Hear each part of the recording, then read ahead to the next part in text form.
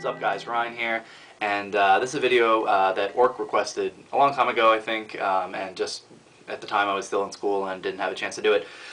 I think Pizowell and B Jr. have at least done responses to this. I don't know if anyone else has, so if you have, you can maybe send it my way, or maybe make it a video response to this or something like that. Yeah, the concept is your top 10 favorite slasher movies, and you know, this is one of those things that's dynamic. It changes all the time. You know, you might see a movie you hadn't seen in a long time and you'd think, oh, that would definitely be on my top 10. Or, you know, you might see a new one that, you know, strikes your fancy and you want to have it in your top 10 favorite slasher movies. So, you know, you can't really bank on these things. This could change all the time. So for now, right now, what's today, April 6th, 2011, this is my top 10. However, I would say that mine doesn't change very much. It's actually pretty static because of the nature of the movies in it. But I just want to throw that caveat out there that this sort of thing could change, so don't hold me to it. But mine is I'm ranking this 10 to 1, you know, in order. The order might surprise some of you, although I think the movies won't. It's the sort of thing too where it's always the same movies. People always have the same movies on this list. So if you're not interested in watching this, I can understand, but this is my 2 cents. I wanted to make sure that I threw my hat in the ring, as it were. So starting at the bottom, this one might surprise people. My favorite horror film, but my 10th favorite slasher film, is Friday the 13th Part 3. It is my favorite horror movie, but for a lot of other reasons. It's also my favorite Friday the 13th movie for a lot of other reasons. Nostalgia. The thing that always got me about the movie was that ending scene where Chris is in the boat and Jason is at the window. That creeped me out. That embedded it in my mind. So that's sort of the thing that always drew me to it. So I would rent it the most when I was younger.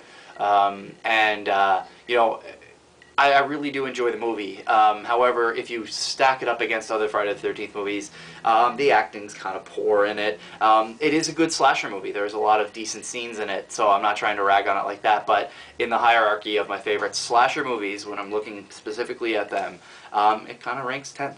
But yeah, there you go. My 9th one is April Fool's Day. I really like April Fool's Day. I think it's a quirky, interesting movie. Some people in the past have ragged on it, I think, for the ending. I don't think that's the case anymore. It seems like most people enjoy the movie. Some of the kills, I mean, it's not the goriest movie or anything like that, but there's just something about it, I guess. It's got that vibe, that nostalgic, fun 80s movie vibe. While at the same time as being a slasher movie. It has cool music, it has a great cast, all that stuff. So for me, April Fool's Day, it ends up in 9th place, but it's a movie I really, really like, so I had to put it on there. Number 8 is Friday the 13th Part 4, The Final Chapter. I think this can be argued that this is the best of the Friday the 13th series in a lot of ways. A lot of people might stack up Friday the 13th itself as the best slasher from the series, but personally I think that probably the best slasher in this series is Part 4. It has how do I put it? The first film was sort of Tom Savini's early in his career. He's doing stuff on the fly. He's had more experience by the time Part 4 comes out, and he's going balls out. He's going to kill Jason. It was supposed to be the last movie in the series, and so they took it to a new place. And I think that experience, the time they had with it, the fact that at the time they thought it was going to be the last film, all that comes together to make it, I would say, a better slasher movie. Better kills, you know, better shot. You know, it's hard to make these decisions, I guess, to stack these up, because a lot of people would say it's Friday the 13th because it made such an impact on the genre, but I'm talking about my favorites here. So Part 4 ends up in the 8th spot. So the next one's Black Christmas. Black Christmas, the first time I saw it, I sort of rented it on a lark. Wasn't sure what it was about. I went home. I remember I was by myself in the dark in my parents' basement, you know, years and years ago. Threw it on and was completely floored by the movie. It spooked me. It scared me. The character Billy's voice just put me on edge. Everything about the movie just really sparked an interest in me. I really enjoyed it.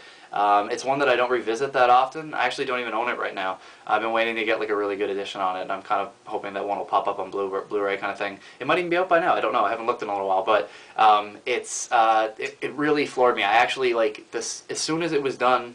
I called my friend Matt. I called him up and I was like, "You have to see this movie," and he drove down to my house and we watched it again. Because I was just like, you have to see this. This is unbelievable. So that movie had a real impact on me, I have to say. And as a result, it ends up in my top 10 at the 7th spot. Number 6, right above it, is The Prowler. A lot of people...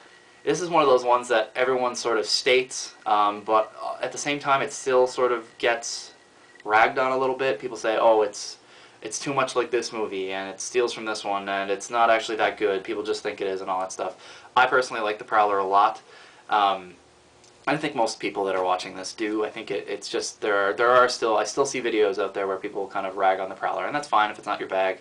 I think it is a really good slasher movie. I like the characters. I like the killer. There are some memorable scenes in it. I think that shower scene is one of the most memorable shower scenes, like death scenes, out there. I'm not trying to compare it to Psycho, of course, but I also think that the killer with a pickaxe is sorry, not a pickaxe. What do you have in it?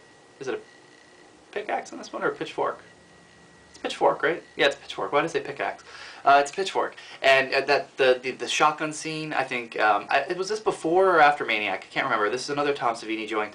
I think if it is after Maniac, then he totally stole it from that, but it still looks awesome. And if it's before, then it's the precursor to that scene, whatever it is. I just think that this has a lot going for it, and as a result, it's in my 6th spot. Number 5 is Candyman. The best urban slasher film, I think, out there. Of course, I'm a big Clive Barker mark, so that lends to it. But I think that this is a genuinely scary movie. I wouldn't say eerie as much as it is. It's sort of it puts you in a place you're not comfortable with. It puts you on edge. It puts you in these projects that are dilapidated, these old dilapidated like apartment buildings, and just puts you in a place that's dirty and that you're not comfortable with, I think. And it has incredibly interesting characters, of course, Barker having written the short story that became the basis for it. The whole concept of Candyman is just such a cool story. I think Tony Todd blew it out of the water. Of course, he's known for a lot of different movies, but I think this is definitely the role people remember him for the most. And yeah, I just always found this movie like I said, it sort of set me on edge, and for that I always remembered it. So Candyman ends up in number 5. Number 4, and up from here, it's going to seem pretty standard, but number 4 is A Nightmare on Elm Street. Some people have a hard time putting this in the slasher genre, I guess, and I can see that. I think it's just a slasher with an incredibly unique premise. You still have a monster, in a sense, a masked monster, even though it is his face, with a weapon. If you're looking in that place, at a slasher, you're looking at a killer with some sort of signature weapon, killing teenagers, and it is that movie at its core. It does it a very, very unique way. I think that the series sort of lost its way after a while, and not that it lost its way, it's still a slasher, but it sort of takes on those comedy elements. I sort of talked about this sort of thing before, but I think the first one is genuinely eerie, genuinely scary. I think that's my favorite sort of concept of Freddy, that really dark monster in the shadows, with the butter knives. I just think that the character itself sort of drives the whole movie, and then you still have a great cast on top of it, and a really fun movie to watch. So, A Nightmare on Elm Street, number 4. Number 3 is Halloween. Yeah, it's not number 1. You have to sort of put this movie in there, and I think that most people see it and they realize what it is and how special it is. Most people would most definitely have, most lists would have Friday the 13th, Texas Chainsaw Massacre, and Halloween on them, because of the influence they had. Halloween, of course, wasn't the first movie to do what it did in a way, and although I think it popularized it in a way that it became the standard. Friday the 13th definitely sort of glommed onto that. I think it took it a little further in terms of gore, of course, which is why it's so memorable. But the first film, you know, seeing it the first time, it is really freaky, I think. I know my friends and I, the first time we watched it, we imagined seeing Michael Myers in different places that we didn't see him. You know, we would say, oh no, in this scene you can see him in the far background, you can barely see his face. And there are scenes where that's the case. You can kind of see him, you know, lurking in the shadows. But, you know, we sort of created this other, you know, created this mentality that he was in all these different scenes that he really wasn't, and all this stuff, because it really can't act on your mind like that. It is psychological in that sense. The music, the actors, the character itself, the concept of Michael Myers is just so intriguing, and you know, it's funny when you stack it up against all these other slasher movies and all these other killers. Michael Myers still, in a way, comes out on top because of that idea of this pure evil, this creature that you just can't identify or classify, and I think that's what went wrong with the Rob Zombie movies, and that's all I'll say right now. But number 3, Halloween, 1978, of course, directed by John Carpenter. Number 2 is Friday the 13th Part 2. That's right, I have a third Friday the 13th movie on here, and it's not Part 3. You know, way up in the list, that is. For me, personally, I think that Part 2 is my favorite slasher of those movies. As far as the slasher goes that had the most impact on me the first time I saw it, I remember being really, really freaked out when, you know, Ginny's running through the dark and Jason's chasing her. And even though, you know, the character kind of looks silly, and, you know, the overalls and the bag on his head and stuff like that, I was actually sort of fearful. And I think that was the first time I ever sort of experienced something like that, where I was, you know, it was this really creepy, in the dark scene. Of course, it was on an old VHS, which made it even darker. It always had that impact on me, also because the contrast too. Ginny, for me, is like the ultimate, you know, female survivor for all these movies. I think that no one else has come close, in a way. I think she's just, she, you know, she's this strong, interesting character, and at the same time, you know, this genuine horror lands on her lap, and how she deals with it, and the way she acts, and that whole scene at the end where she pretends to be Mother, the whole psychology of it. I just think that as far as slashers go, and as far as Friday the 13th go, this is the best one to me. I understand that Part 4 is the better film, and probably the better slasher, which I mentioned before, but for me, Part 2 has to be. So what is my favorite slasher movie? That definitely has to go to My Bloody Valentine. You know, there are a lot of reasons why. You know, the basic reasons are that it's a genuinely really good slasher movie with interesting kills, a different killer.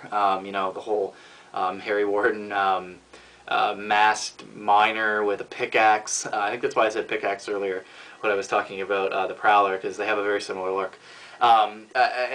Just the setting, the characters, everything kind of comes together in this movie. I just think, you know, there's a lot to be said about the whole nostalgic side of this stuff. You know, for us, we grew up, for people like myself, I should say, you grew up in the 80s, 90s. A movie like this sort of harkens back to that. It takes you back to that place. I think that's one of the reasons that we're into the horror movies we're into so much. You know, a lot of kids that are coming up now, their favorite horror movies are going to be the remakes that are coming out, or, you know, the Saw films, or whatever, right? And that's fine. But a culmination of all that nostalgia sort of comes to play with My Bloody Valentine. Yes, it was filmed very close to my hometown, and in a place that I grew up in. I was there often. My mother was from there. So it's fun to watch because, you know, you could recognize a lot of the places. And you know, when I was a kid, and we were out looking for different slasher movies to watch, this was, you know, recommended to us by our parents. You know, said, you got to see this movie. It was actually filmed here, and so when we went and saw it, we really liked it. It's one we watched a lot. You know, we checked it out a lot of times. It was this old VHS we used to rent that was so dark it was hard to see. You know, when it finally came out on DVD, it was like, oh my God, this looks so much better. And now it has, you know, the special edition release.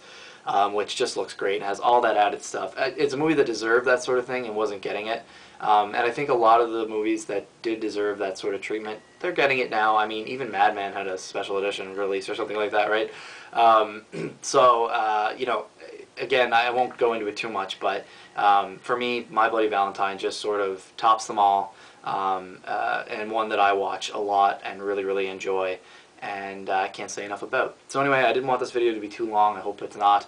I just wanted to outline my top 10 favorite slasher movies. So I hope you enjoyed that, Orc.